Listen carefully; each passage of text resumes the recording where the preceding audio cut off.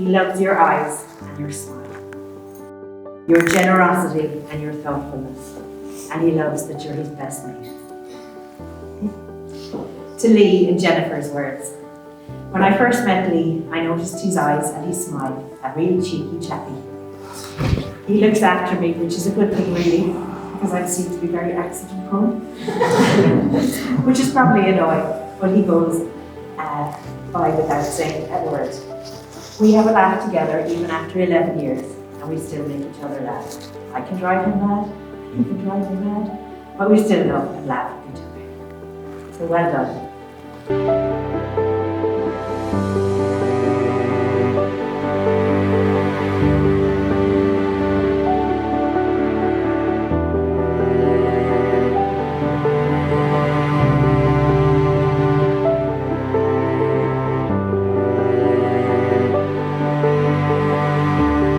Do you like my hair?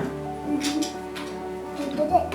Fiona? Do you want to make my dress?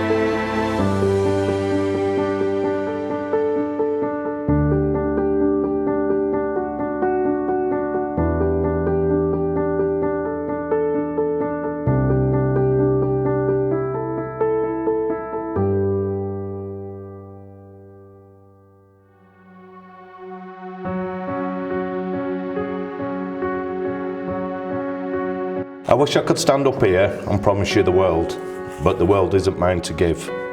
What I do promise is my world and all it entails. My love, support, passion, compassion and enthusiasm. I wish I could promise a smooth sailing, but the winds... What I do promise is a ship built to carry you safely and sail. And sail to weather any storm. I wish I could promise you forever, but someone infinitely greater than I already has. What I do promise is every second of this time, sliver of eternity I've been blessed with.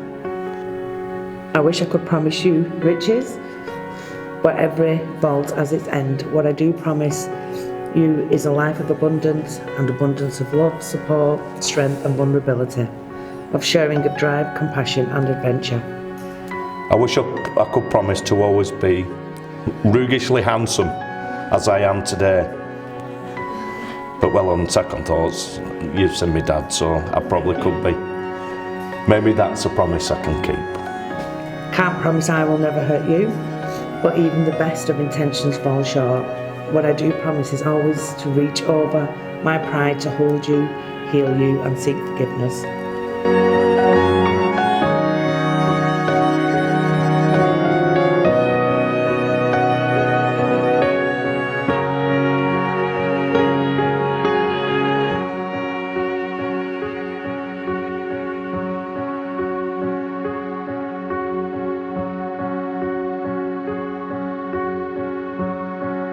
I now pronounce you husband and wife.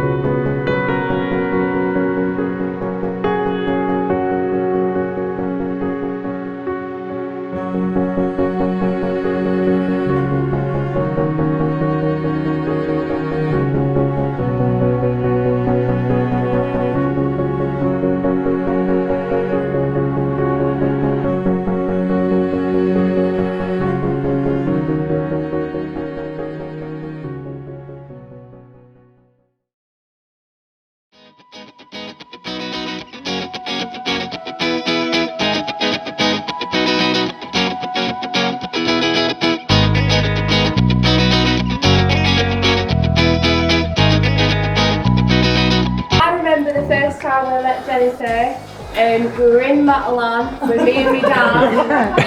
I don't know how old I was, but I remember seeing like a mannequin with these nice like retro leggings and a nice white top, nice boots. I remember it exactly. I remember saying to my dad, I was like, Dad, I want it. Get me that outfit, everything. The leather coat, white leather coat, I wanted the whole thing. And my dad was like, no, you're not having it. And one of the things I remember when I met Jennifer, she was like, don't be such a tight bastard. And I remember my dad, without a question, he bought it straight away. He didn't question Jennifer, he bought it. And I wore that outfit for about a week and never saw it again. And from that moment onwards, I knew Jennifer and my dad were the perfect match. Not just for me, but for my dad. But I do think even now they are best friends and they are perfect for each other. I think everyone noticed me crying in the first 5 minutes. But you know, I think we're all glad for my dad and Jennifer to be married. I think we're all perfect for each other and we all agree. So for those of you who don't know me, I'm Stuart. And first of all, I want to start by saying thank you to Lee and Jennifer for the privilege of being best man on this special weekend in a very, very special place. So traditionally, it's my job to, as the best man, to humiliate the groom, make him feel uncomfortable for the duration of my speech. But before I do, I have the pleasure of sharing everyone's comments today on how beautiful the bridesmaids look, only to be outshone by Jennifer today in her absolutely stunning dress. And it's actually quite a relief that I got the dress here in one piece. It was actually more stressful getting that dress here than this best man speech right now. So Lee, it's a shame that you put on 4 stone and your nose and ears have grown back already. And I've only just shaved them this morning. So believe it or not, probably not, I have done a best man speech before. And you think that it will be quite easy. It's not that easy because I can't use all the same jokes that I've used before because obviously my jokes are all over the internet. So to get some new material, I thought I'd turn to the internet for a bit of inspiration. Now the first problem that I had with that is we're currently moving house at the minute, so all of our stuff is in storage. So I had to borrow Lee's laptop to go on the internet. Now this... That's my joke, calm down. So this created problem number 2. All of the cookies and internet search history kept taking me to some very, very risky adult websites. And I had to quickly close the lid before Tracy thought I were up to something no good. Now luckily, I did find some good websites in the end. And I found one called... I found one called www.howtowritethebestmanspeech.com/ and avoid the wrath of Jennifer. So the first tip on there was to make the best man's speech last about the same time as the groom making love. So thanks for listening. No, I'm joking. But I will still try to make this quick so Anthony can go and get another pint of Guinness. So the second tip on this website was about, I had to talk about the groom's history of women. Go on, boy. Oh dear. Next. Now, did everyone feel Lee twitch then?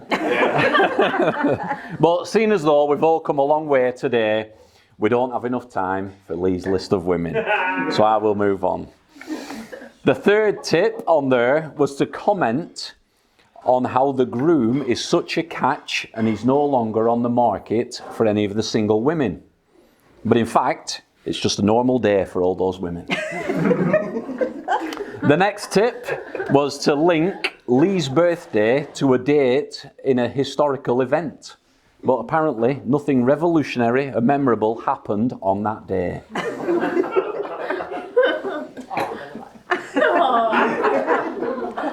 Freaking hell, smile, Lee. I'm just waiting for the big one. No. Yeah, that's worse it can get. So the final tip on the website was to research the surname of the groom, and to share some knowledge about what that means.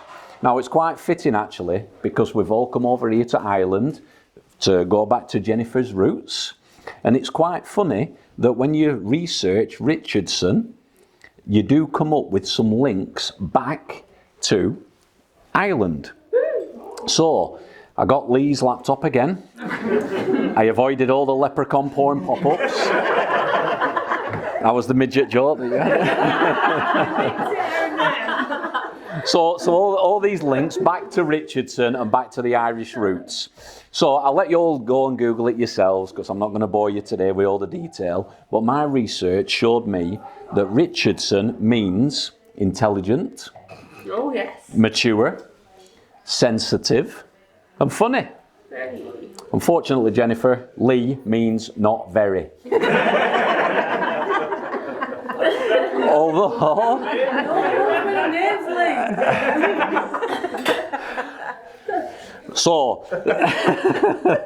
although saying that, I have worked with Lee. I don't know if everybody knows that me and Lee work together. We've worked in IT for quite a long time, and no one has ever questioned Lee's intelligence. In fact, I've never even heard anybody mention it at all. It's clearly not in the genes, is it, Dion? So, we've known Lee and Jennifer for quite a long time now. We've had quite a lot of drunken nights out with Lee and Jennifer, as I'm sure everybody around the table has tonight. And they are, as you'll all agree, very entertaining nights out. The way that they bounce off each other when they're all taking the piss out of each other, it's a testament to the strength of the relationship, and long may this continue. So on these nights, when we've been drunk, Jennifer has a few too many, and she'll come over and she'll talk to me and Tracy about why she's marrying Lee. She talks to us about his personality, his charm, his great body, and his good looks. Well, they do say that love is blind anyway. So I am soon to be married myself to Tracy. And one piece of advice that works well for me is never go to bed angry at each other. Just stay up and carry on arguing. Now, but I wouldn't change my time with Lee at all for anything. You're like a brother to me, Lee. One that needs looking after. But I do love you for it. Even though I can strangle you half the time. The other half to Jennifer. So for anybody, if you want to hear any stories, come and find Lee later on over a beer and we'll share them. I'm the tall, good looking one, and he's the fat, old, hairy one. So I'll finish there, I'll finish it off there, and I'll finish it on a note. Can everyone raise the glass? We'll raise a toast. Love, laughter, and happy ever after. Lee and Jennifer. VIP secret supercars. Thank you very much. Big Tracy loves that. Nice one, thank you. I wasn't expecting that. I know you won't.